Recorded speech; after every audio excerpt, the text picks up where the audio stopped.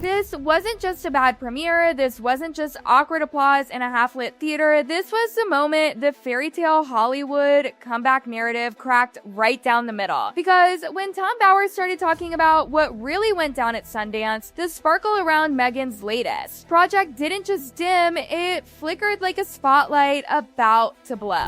Shocking truth about Meghan Markle's so-called cookie queens is being revealed after a disappearance at the Sundance Film Festival. I thought she behaved so badly, and Harry too. Blames the media for her, in his words, murdered her, which is complete nonsense. Tom Bauer, the legendary royal author, is sharp his quill every single thing he has written about Meghan. That's to say how limited Prince Harry is, unfortunately, and how his wife trades off her husband's fame and fortune, or not so great fortune now.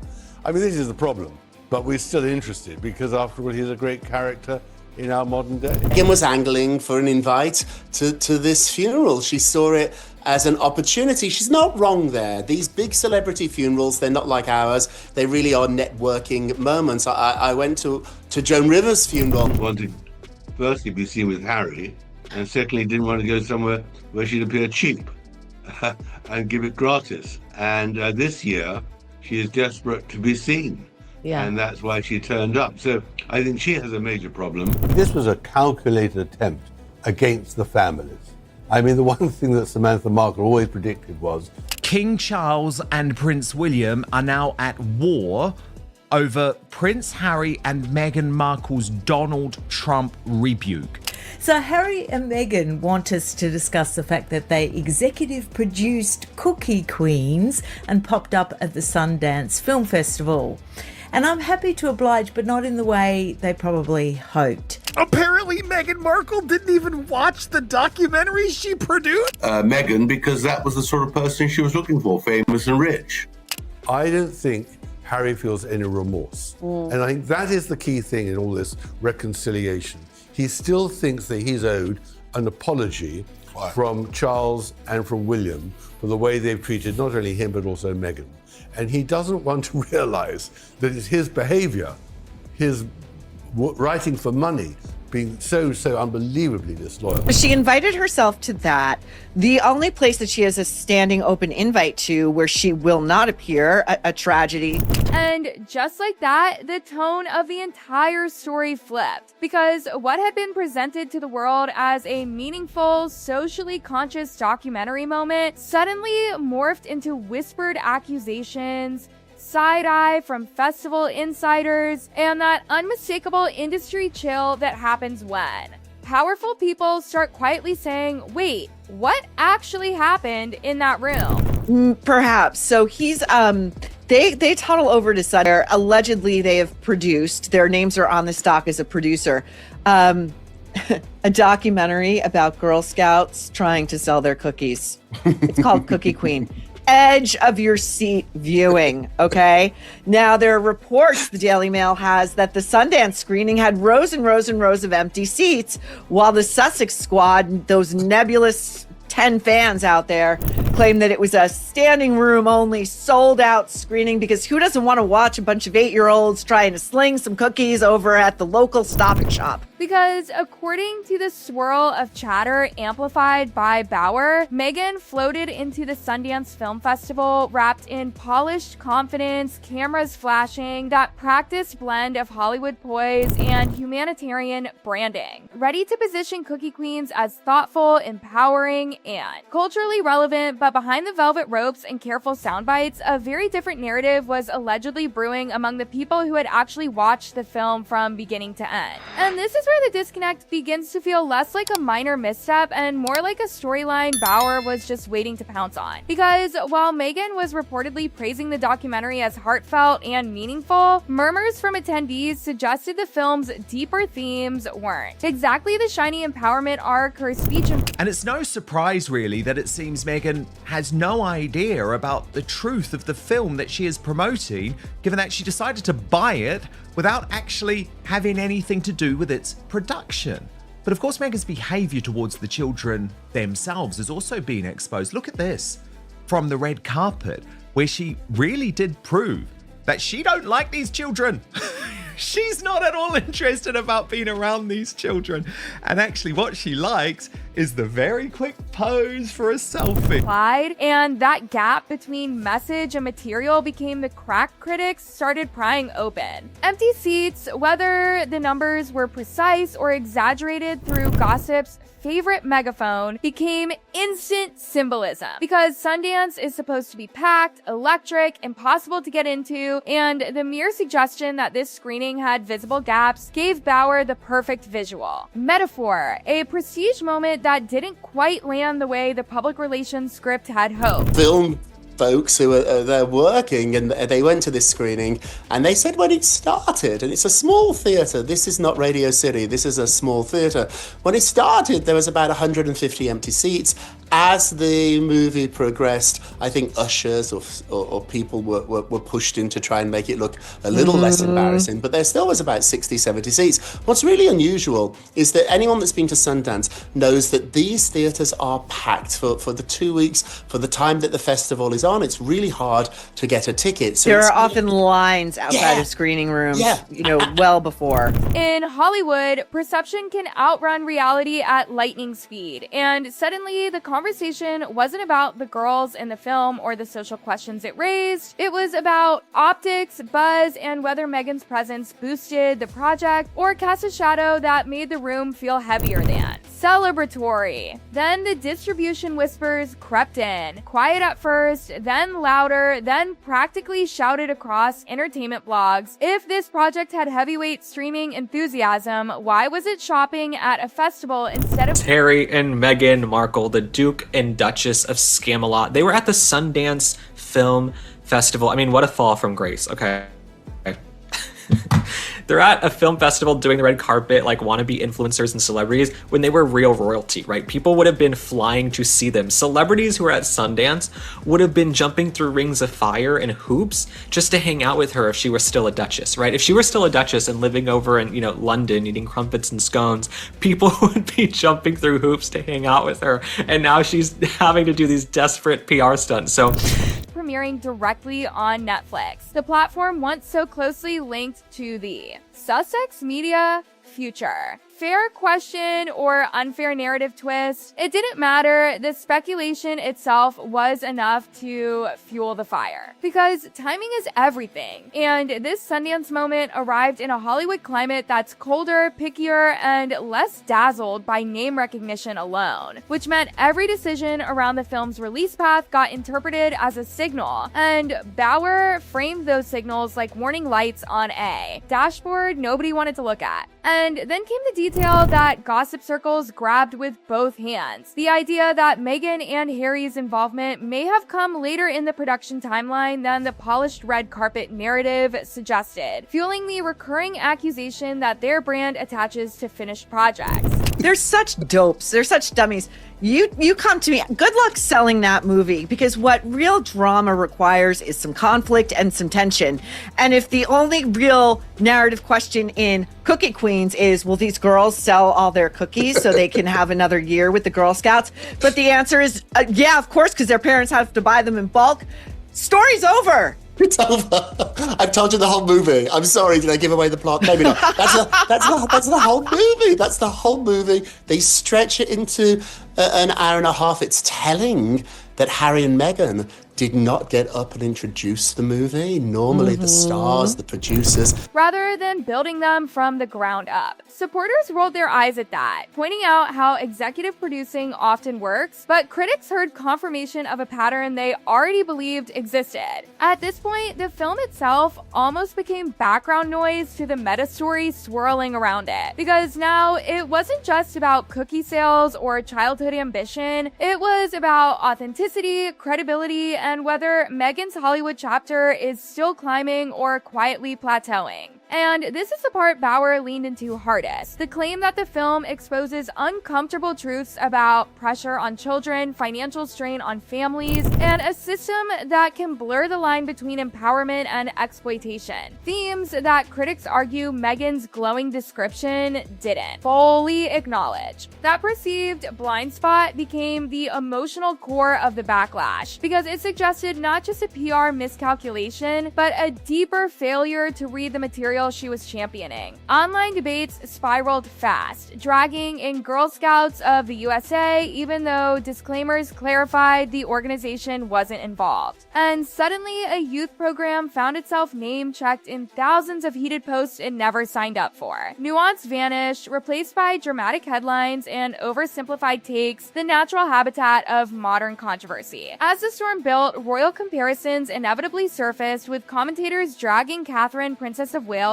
into the narrative because of her own associations with youth organizations, turning a film premiere into yet another imagined rivalry chapter, even though the two women are operating in entirely different spheres and countries. Meanwhile, every clip of Meghan at Sundance got replayed like evidence in a trial of public opinion. The smile analyzed, the phrasing dissected, the body language slowed down and scrutinized. Admirers saw composure and commitment, critics saw performance and detachment. Bauer's commentary poured fuel on both interpretations, because ambiguity is where gossip thrives best. Behind the scenes, you can almost picture the crisis management machinery humming, calls being made, next appearances being lined up, future projects quietly repositioned, so this moment becomes a blip instead of a headline chapter. Because in entertainment, the narrative never sleeps, and survival depends on moving the spotlight before it burns too hot. Still, the phrase Cookie Queen's fallout has stuck, not because a studio memo declared disaster, but because it's catchy, visual, and perfectly built for the meme era, where perception is shaped by repetition more than facts. So now the industry chatter hovers over a single, uncomfortable question. Was this just another loud, fleeting scandal in the endless Meghan media cycle, or the first visible crack in the carefully rebuilt Hollywood image she's been working to solidify? Right now, nobody outside those inner circles truly knows. But what's undeniable is that Tom Bauer's latest volley didn't just criticize, it reframed the entire Sundance appearance as a cautionary tale about messaging, momentum, and the brutal speed at which glamour can turn into scrutiny. And the echoes from that screening room are still bouncing around far louder than anyone expected. Because what happened after Sundance didn't fade away quietly like a forgotten indie premiere. It lingered, it grew legs, it slipped into conversations at industry lunches and late night group chats, and suddenly the story wasn't just about one screening. It was about a pattern people either defend fiercely or criticize relentlessly, depending on which side of the Meghan divide they've already chosen. Tom Bauer didn't just toss out a few sharp lines and move on. No, the narrative he helped amplify turned into a slow building avalanche. Because once the idea took hold that Meghan might have misunderstood, or at least misframed, the core message of Cookie Queens, everything else she did at Sundance started getting reinterpreted through that same suspicious lens. Her speech, replayed and dissected like a political address. Her praise of the film's powerful themes, recast as tone-deaf by critics who insisted the documentary carried darker undertones about childhood pressure and financial strain. Her presence on that red carpet, suddenly framed as pageantry disconnected from the material itself. And in Hollywood, once that kind of reinterpretation starts, it rarely stays contained, because this wasn't happening in a vacuum. The entertainment industry right now is in a mood, cautious, skeptical, less dazzled by celebrity titles, and more focused on measurable returns, awards traction, and authentic storytelling. So when a project tied to a globally famous couple lands with mixed whispers instead of overwhelming buzz, insiders don't just shrug. They take notes. The chatter quickly shifted from how did the premiere go to what does this mean for their overall deal-making filmmaking power. And that's where things get uncomfortable, because the Sussex brand, once seen as a golden ticket to headlines and attention, is now being quietly evaluated in terms of risk versus reward. That's the brutal math of Hollywood. Attention is only valuable if it converts into success, and controversy only helps if it drives viewership rather than fatigue. Meanwhile, online critics built an entire narrative arc around the idea that this project symbolized overreach, attaching a royal adjacent glow to a story that required a subtler touch. Supporters pushed back hard, arguing that Meghan using her platform to spotlight lesser-known documentaries is exactly what producing influence should look like. But in the noise of modern media, balance takes rarely go viral. Extreme ones do. And so the image hardened, Meghan at Sundance smiling, applauding, praising, while commentators insisted the film itself painted a far more complicated picture than her soundbite suggested. That contrast became the emotional hook people couldn't stop sharing. Then came the career forecasting, the favorite sport of armchair industry analysts. Threads popped up speculating about future deals, wondering whether studios might hesitate before attaching her name to sensitive material, debating whether prestige storytelling or glossy lifestyle content is the safer lane moving forward. None of this came from official statements. It came from vibes, and vibes travel fast. At the same time, the royal angle refused to stay out of it. Every Hollywood wobble gets tied back to palace politics eventually, and critics use this moment to revive the narrative that life outside the royal structure hasn't unfolded with the smooth upward trajectory once promised. Supporters countered that independence was always the point, not universal approval. Still, perception doesn't care about original mission statements. It cares about momentum. And momentum right now feels debated. What makes this saga especially sticky is that it touches two emotional fault lines at once: celebrity credibility and children's welfare. The moment people think a star has misread a story about kids, reactions get sharper, faster, less forgiving. That's the nerve Bauer's commentary hit, and it's why the story refused to disappear after the festival tents came down. Behind closed doors, though, Hollywood memory can be surprisingly short if the next project lands well. One strong critical hit, one buzzy collaboration, one smart pivot, and the narrative rewrites itself almost overnight. Careers here don't collapse in a straight line, they zigzag through redemption arcs and surprise comebacks all the time. So the real question now isn't whether Sundance was awkward, misunderstood, or overblown,